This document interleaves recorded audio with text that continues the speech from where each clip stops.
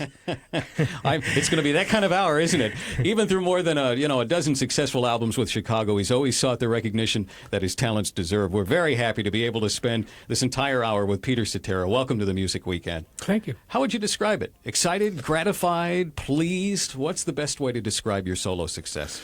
How do you feel about it? Well, I think anybody that's like I was in a group situation, like I was, it has nothing to do with ego. I think it has just more to do with, okay, you've done the group thing, and now it's time to do your own thing, I'm happy. You always wish for more success than you have, but I can't complain. I also noticed, I watched very carefully, an accordion in the band. Now, is that a bouquet being thrown back at your very early days? Sort of, yes. Sort of. Your first instrument was an accordion. Go to jail, right? Play an accordion, go to jail. Yeah. Yeah, it was. I think when I was a little kid, I got in at the very end of the accordion craze. Believe it or not, there was an accordion craze. And somewhere in the little south side block of Chicago where I was at, it was like a little world unto itself. And we found out later that, of course, I think I bought the last accordion in Chicago, and I was a polka prodigy. Mm-hmm. And shortly thereafter, that with the rock and roll and everything, I sort of put that down. And you switched to guitar because, like everybody else, you realized. Well, if you want the girls and if you want the attention, you don't see girls hanging around accordion players. At least he's honest. At least I'm honest, and. Now I'm finding out it's kind of a yuck between us. A lot of people who did play an accordion, well, Weird Al Yankovic, whatever his name is, but there's a lot of people that played accordion that are sort of semi-embarrassed about it. But we laugh. Bruce Jenner. Really? Yeah. No kidding. We were laughing one time about it. Not to his face, I hope. Oh yeah, Really? Sure. He still has his accordion, and I still have mine. And every year about Christmas time, I'll get I'll get it out and realize why I stopped playing it. Oh, that's funny. No, it's actually a lot of fun. And it's going to make a comeback, believe me. Someday, everything in cycles. That's right. What were your earliest musical influences? Off the top of my head, Bo Diddley, Richie Valens, The Ventures. Really? But I would say Bo Diddley and Richie Valens. I don't know, those two people for some. And then, of course, the Beatles came along. And I read in the bio that you used to listen to R&B and country. Well, I had a radio that was broken except for two stations, and one was R&B and one was country. So back in Chicago, I would listen to one on a station called WVON, which is still there. Sure. And they would do these live remotes from, blues clubs, and then the other station, I believe, for some reason, came from Gary, Indiana, though I'm not quite sure, but it was a country station, and that's what I really first started listening to. And your first band was called The Exceptions. Well, no, that was my first band of note.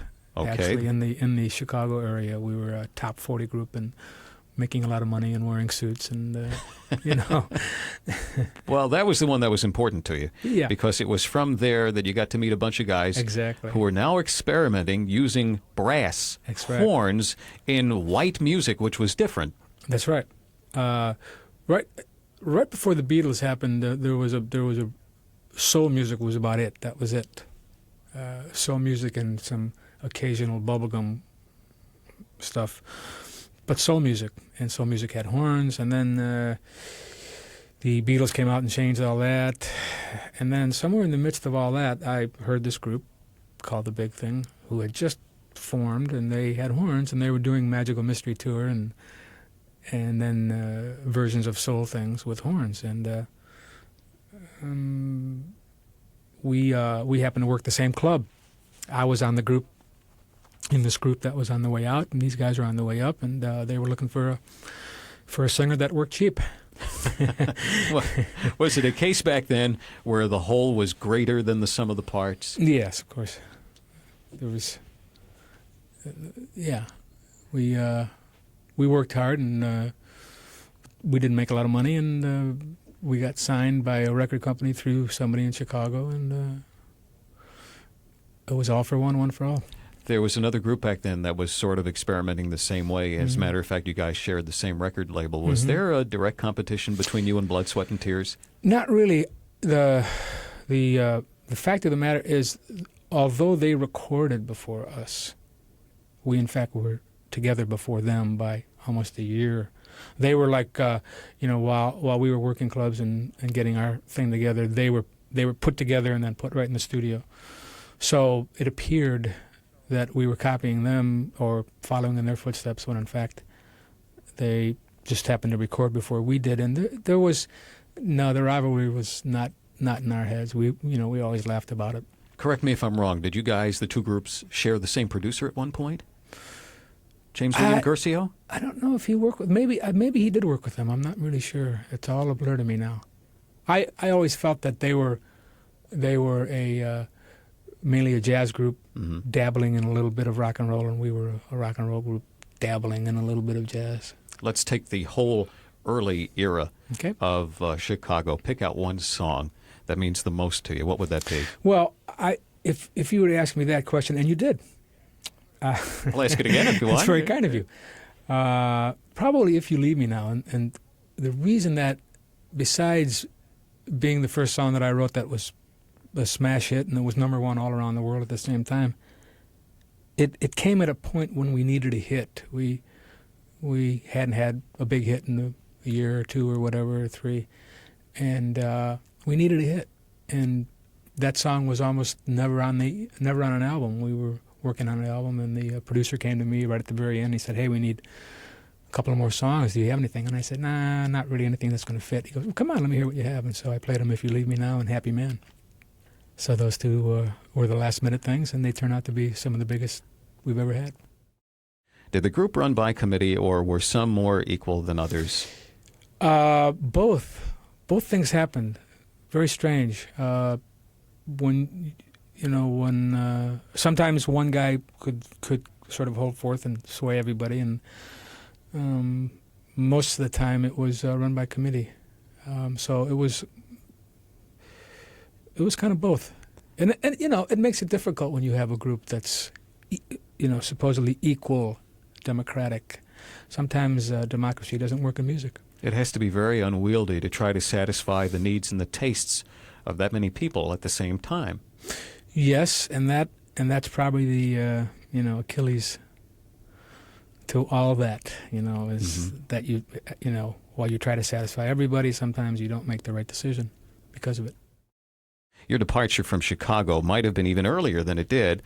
You had a solo album back in 1980? Something, 79, 80, yeah. Okay, but it happened right after the group as a whole had just signed an expensive contract, and politics kind of got mixed in there, didn't it? Yeah, we had changed record companies after, a very good run at one. We went to another, and they were not interested in hearing Peter Cetera as a solo artist, especially because I was saying at the time, if I have a hit, I'm going solo, And was that the mistake, telegraphing it that way? Yes, I think that was the mistake, telegraphing it.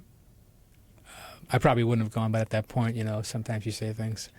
And so they sort of made sure of that. So you couldn't find the record anywhere on the shelves, even though I had a sort of a top 10 AOR hit with Living in the Limelight.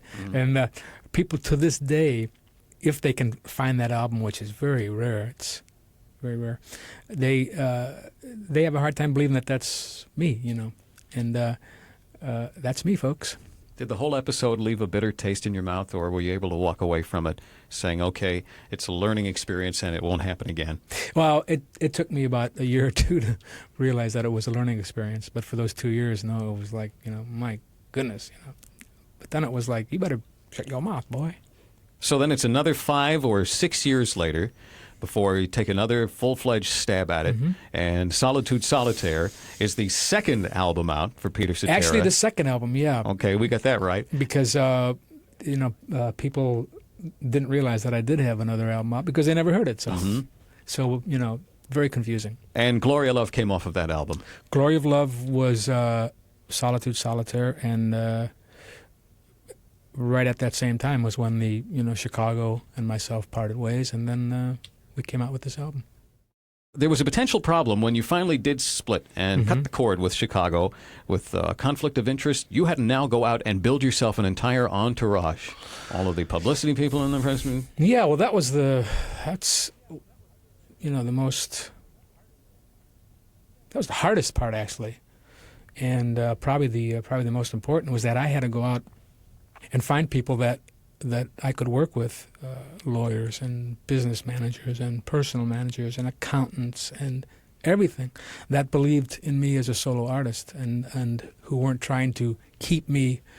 What are you doing? You're making a mistake. Go back. And so that took about a year out of the time that I would normally have spent, getting my solo career going, and that was very time-consuming and very nerve-wracking. And in the end, that's the part that was the hardest. The first #1 single you had was a duet with Amy Grant. Was that the next goal reached? I had always wanted to do a duet with a female, and being in Chicago, of course, there was no females, and so when it came time to do Solitude Solitaire, and somebody had sent me this song, I just thought it was just a wonderful song, and it was a solo, a solo sent to me as a solo song.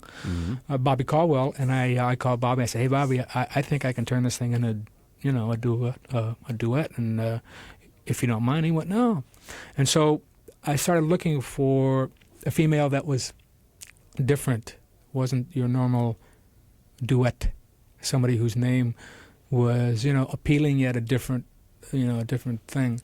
And when somebody had brought up Amy Grant's name, I was surprised. I didn't even think that she would do that, sing a song like that. And she was good enough to do it. We caught her in the middle of a tour. She came to L.A. and it was a wonderful experience. Well, she was in the middle of a tour. She came in the studio. I think she had flown in from somewhere, and she just came in that day, and she had to leave, early the next morning, and she came in with a sore throat. And so all this, these high things that I had in mind for the song melody-wise, all of a sudden we couldn't do. So sort of on the spot, we both sort of got together and rewrote, certain parts of the song. So what you hear, the finished product, is not what it was going to be about 3 hours before that. And sometimes things work in mysterious ways and work out better. There's a very nice accident. What are you able to do now as a solo artist that you couldn't do before as the member of a group? Make my own decisions. Take the heat if it's wrong, and take the responsibility for things. Is that a shared responsibility, heat, with your producer? No, because in effect, I'm the producer too. Patrick and I co-produced this album, but really, even the Solitude Solitaire album is, that's my stuff on there, and nothing gets on an album unless I say it goes on the album. So in the end, it's all my responsibility. So, it's my heat, the good and the bad. Thank you for spending the hour with us. You're Thank a terrific you. guest. We wish you best of luck with one more story and a very successful 1989. Well, thank you very much. I appreciate it.